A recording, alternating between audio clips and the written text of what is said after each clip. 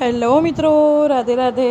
તો તમારું સ્વાગત છે મારા નવા વ્લોગમાં. તો સવાર પડી ગઈ હતી મારી, હું જાગી ગઈ હતી અને મોડું ધોઈને બેસી હતી હું મારા બેનના ઘરે. તો દેખો મારા બેન તો નહીં, મારા લાલા બી સૂતા છે, બંનેના કાના. તો મારા બેને તો નહીં ધોઈ લીધું છે અને દેખો રોટલો કરતી હતી. અને હું એના ઘરે હોય એટલે મને ઉઠવાની ચિંતા ના હોય, તો હું શાંતિથી ઉઠી અને ઉઠીને જઈને તરત બેસી ગઈ એના જોડે. તો એ તો રોટલા કરતી હતી. તો મેં બી નહીં લીધું હતું, લાલાને બી ભોગ લગાડી દીધો હતો અને અમારા બેને રોટલા કર્યા હતા. તો અમે રોટલાને ચા ને રોટલો જમવા બેસી ગયા હતા નાસ્તો કરવા માટે. તો બસ મેં બી નહીં ધોઈ લીધું હતું અને હવે લાલાને નવડાવીને એમને મસ્ત શૃંગાર કરી નાખ્યો છે. તો અમારા લાલા છે અને આજે બંનેને મેચિંગ કરાવ્યું હતું, મેં રેડ પહેરાવ્યું હતું અને અમારા બેનના કાના છે. તો આ બંનેનો શૃંગાર મેં કર્યો છે. પછી મેં આરતી કરી નાખી. તો મારો નાનો લાલો, મતલબ કે મારા ભાણા બી આવી ગયા, અમારા કાનો, અમે એને કાનો જ કહીએ છીએ. તો દેખો હું આરતી કરતી હતી તો હું રાધે રાધે બોલતી હતી, તો પછી એ બી તાળી પાડવા માંડ્યો.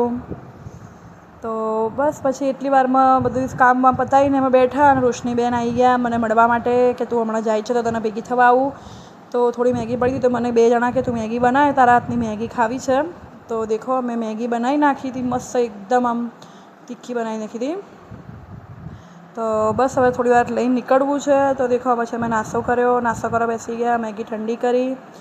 તો અમારા ભાણાભાઈ પહેલાં ના પાડતા હતા, પણ મમ્મીએ પછી ચખાડ્યું ને તો હું કે મસ્ત બની આવે, એક્શન કરીને બતાવે મને કે માસી મસ્ત બનાવીએ મેગી.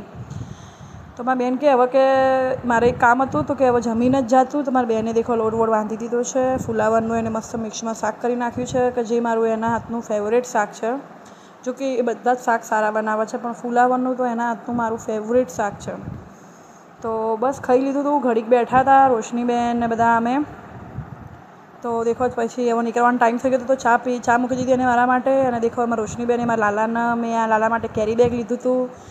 બાસ્કેટમાં મને ઓછું ફાવતું હતું તો રોશનીબેન કે લાવ હું લઈ લઉં. અને અમારા ભાણાભાઈ સૂતા છે, તો એના પપ્પા બી છે. બસ હવે હું નીકળીશ ઘરે જવા માટે. તો થેલો લઈ લીધો છે.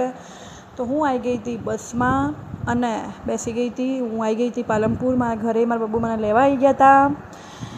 તો હું સૂઈ ગઈ હતી અને ફોન આવ્યા કરતા હતા અને મને ખ્યાલ ના રહ્યો. તો પછી પાલનપુર આવ્યા પછી આંખ ખુલ્લી, મારા બબ્બુ મને કે તું ફોન તો ઉપર, મને કેટલી ચિંતા કરાવે તું.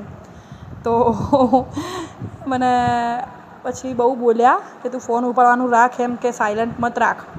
તો મેં કીધું કંઈ નહીં, ચલો હવે આવી ગઈ છું. લાલાને બી આગળ કેરી કરી લીધા હતા, ઘરે આવી ગઈ હતી, કપડાં ચેન્જ કરી નાખ્યા હતા.